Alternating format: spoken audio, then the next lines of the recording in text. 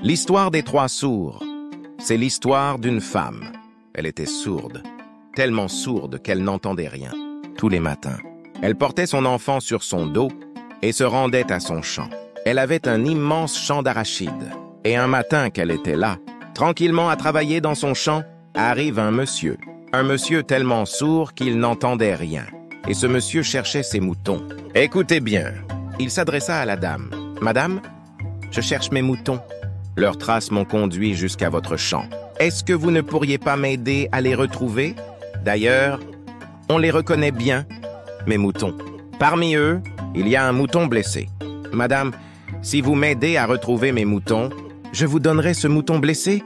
Vous pourrez toujours vous en servir. » Mais elle, n'ayant rien entendu, rien compris, a pensé que le monsieur lui demandait juste jusqu'où allait son champ.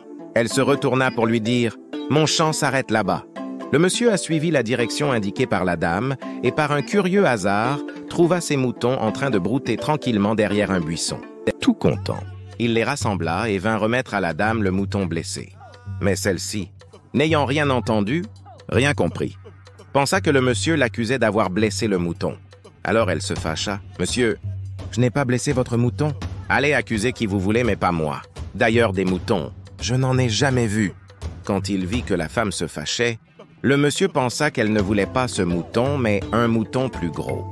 Et à son tour, il se fâcha. « Madame, c'est ce mouton que je vous ai promis. Il n'est pas du tout question que je vous donne le plus gros de mes moutons. » Tous les deux se fâchèrent à tel point qu'ils finirent par arriver au tribunal.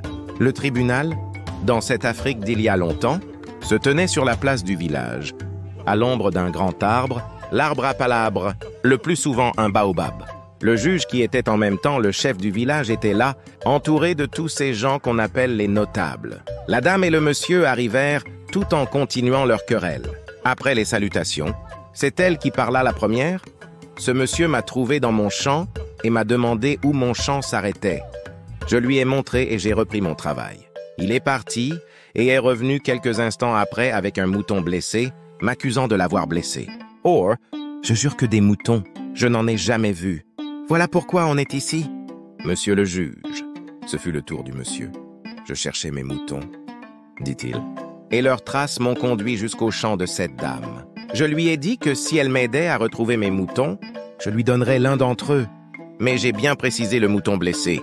Elle m'a montré mes moutons et je lui ai donné le mouton blessé. Mais elle veut un mouton plus gros. Pensez-vous que je vais lui donner le plus gros de mes moutons à 2 pas de la fête des moutons? » Le juge se leva.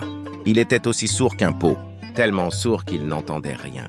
Et quand il a vu l'enfant sur le dos de sa mère, il a pensé qu'il ne s'agissait que d'une petite querelle de ménage. Alors, il s'adressa au monsieur. « Monsieur, cet enfant est votre enfant. Regardez d'ailleurs comment il vous ressemble. À ce qu'il me semble, vous êtes un mauvais mari. Et vous, madame, des petits problèmes comme cela, ce n'est pas la peine de venir jusqu'ici les étaler devant tout le monde.